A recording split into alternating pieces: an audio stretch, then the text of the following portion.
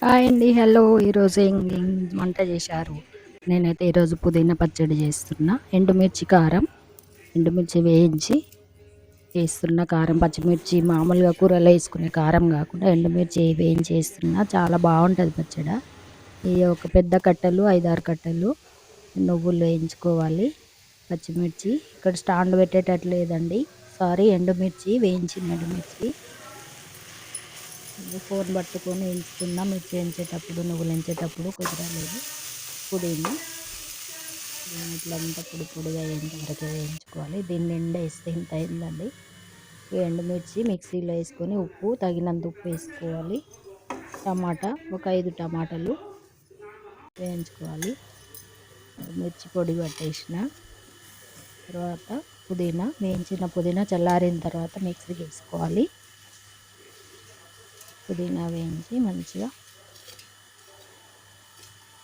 5 కట్టెలండి. ఇంత అయింది. 5 కట్టెలు, పెద్ద కట్టెలు 5 వేయించితే ఇంత అయింది. మిక్సీ పట్టేసి ఇప్పుడు కలుపుకొని మధ్యలో మళ్ళీ ఒకసారి పట్టేసుకోవాలి. అయింది. ఇప్పుడు అందులోనే టమాటా వేసుకోవాలి. వేయించినాక చల్లారిన టమాటాలు పుదీనాలోనే వేసుకొని కలుపుకోవాలి. టమాటా వేయించేటప్పుడు కొంచెం పసుపు వేయాలండి. ఆయిల్లో వేయించాలి. టమాటా పసుపు వేయాలి. నేను ఆయిల్ అవన్నీ వేసి చూపిద్దాం అనుకుంటే నాకు స్టాండ్ పెట్టడం రావట్లేదు. స్టవ్ దగ్గర ఒక చేతితో చేయబట్టుకుని ఒక చేతితో ఫోన్ పట్టుకుని ఒక చేతితో వీడియో తీస్తున్నా.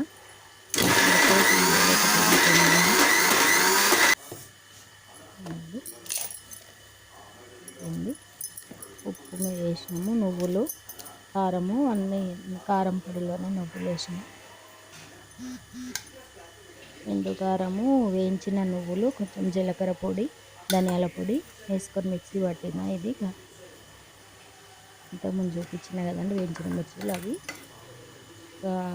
గరిటె మన కర్రీగా కూర కలిపే గరిటెతో ఒక 2-2.5 కారం బాగానే తింటుంది.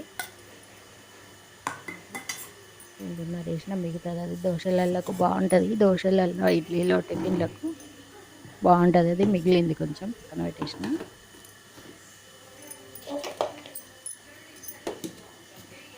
మంచిగా మెత్తగా మిక్సీ పట్టుకొని చూడండి అయింది. ఒకసారి కలుపుకొని మంచిగా మెత్తగానే అయింది. మళ్ళీ ఒక్కసారి అడుగు మొత్తం కలిపి పట్టిన ఒక బౌల్లోకి తీస్తున్నా. మంచిగా అయిందండి. వాటర్ లేవు కాబట్టి ఒక 1 వీక్ అయినా ఉంటుంది. ఫ్రిడ్జ్లో పెట్టుకుంటే 10 డేస్కి ఎక్కువనే ఉంటుంది.